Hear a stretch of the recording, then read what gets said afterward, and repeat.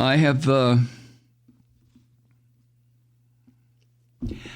I've been losing faith in my own country for a long time because of some of the decisions made about countries that we would invade, people we would destroy.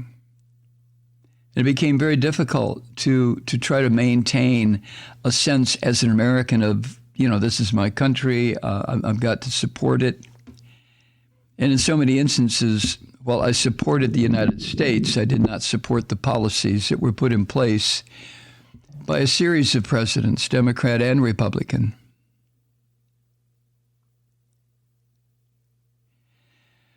But the 4 years of Trump,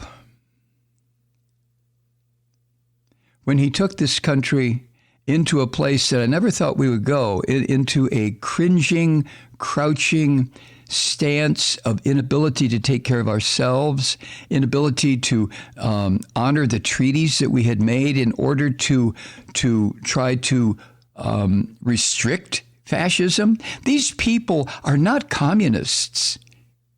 There is not a communist country left on this planet except maybe North Korea. And, Vietnam. And Vietnam is not really communist. These are not communist countries. These are fascist countries. We thought we had bloodied these fuckers and gotten rid of them in the middle of the 20th century. And we did not. And they exist in our country. And they exist all over the fucking planet. And some of these fascist leaders, like they did in the middle of the first third of the 20th century, these fascist leaders today are forming these networks and alliances with each other in various countries, including here, because they hate democracy. They can't stand it. They can't stand the idea of all people being created equal and being given an equal chance and equal protection under law and equal respect. They can't.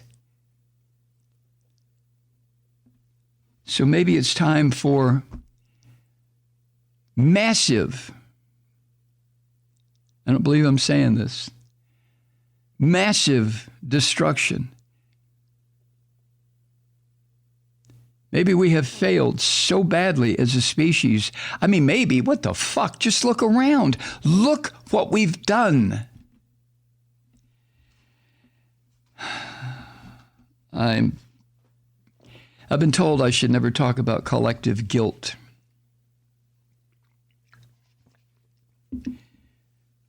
Because it's unfair to people who have not participated in destruction of our home or assistance of fascists or terrorism or whatever.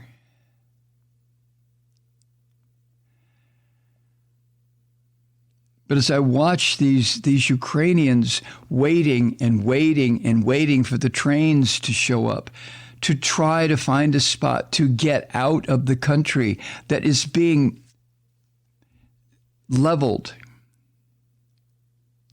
by these goddamn Russian military, I can't help but realize how we have made things so awful, and it doesn't need to be this way. It just doesn't need to be this way. But here we are. So what do we do? How do we stop this? Does it require some kind of horrifying destruction in order to eliminate those parts of the human species that I don't even know. I don't know how to respond to this. How do you respond to it? I mean, do you just turn off CNN and MSNBC and just not watch? I mean, how do you do this?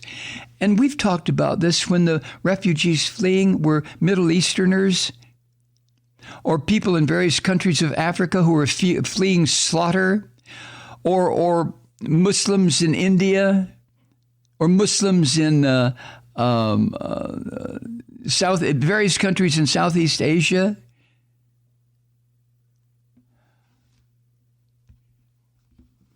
It just seems like it's never going to stop, is it? So maybe it's time. Maybe it's time. We could take a religious attitude, a sick, fucked up Christian fascist attitude, and just say, okay, this sick, perverted God, the Abrahamic God, allowed the human species to develop the ultimate weapon of self-annihilation and not atomic or thermonuclear bombs. So let us honor that sick, degenerate Abrahamic God and just pull the fucking trigger and get this over with. And whoever's left, maybe we can start anew. On what? I don't know. I just get so unbelievably tied in knots about this. I spent most of the 70s, late 70s, early 80s trying to advocate against nuclear weapons, against nuclear power because of the plutonium that was left over that nobody knows what the fuck to do with, that is deadly.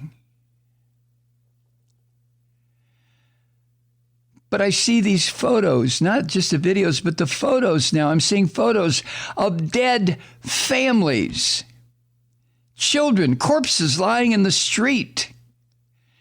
And CNN puts up a warning, graphic images. I appreciate that, CNN, but what the fuck? So we've sent 17,000 anti-tank missiles to Ukraine. Is that it? I keep watching the map of Ukraine and all the graphics where these Russian hordes are coming in under the direction of Putin, and it appears that so many of these soldiers have no fucking idea why they're there, except to kill and destroy because they've been told lies and bullshit. Aren't you tired of it? Aren't you tired of the lies and the false information and the misinformation? I started to go insane about this during the days of this pig, dirty, rotten, thank God he's dead bastard Rush Limbaugh, who spent 3 hours a day, every fucking day in every city in America, spreading lies and deception and bullshit and deceit, pushing and pushing and pushing for destruction of this democracy. And the seeds of that sick goddamn Rush Limbaugh planted are just sprouting all over the place, weeds as far as you can see. Fascist, divisive, nasty, hateful, racist, anti-Semitic, anti-immigrant, anti-Muslim hatred and contempt. Oh, man.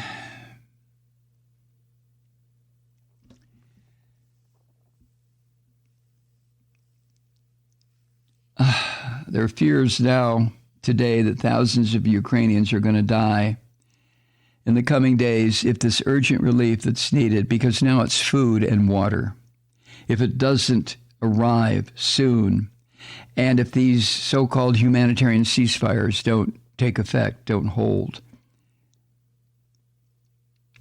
The president of Ukraine dismissed a proposal by the killer Putin to evacuate hundreds of thousands of people to Russia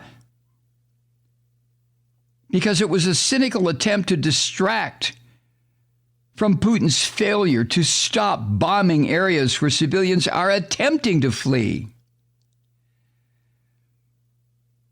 And now the head of Ukraine's National Security and Defense Council, a guy named Alexei Danilov, is saying that the Russians are blocking relief from reaching people most in need. Yes, this is what Putin did in Syria. Families, children, old people dying of thirst and starvation. and Putin refusing to allow any kind of relief to get in. Will somebody please fucking kill him? Please.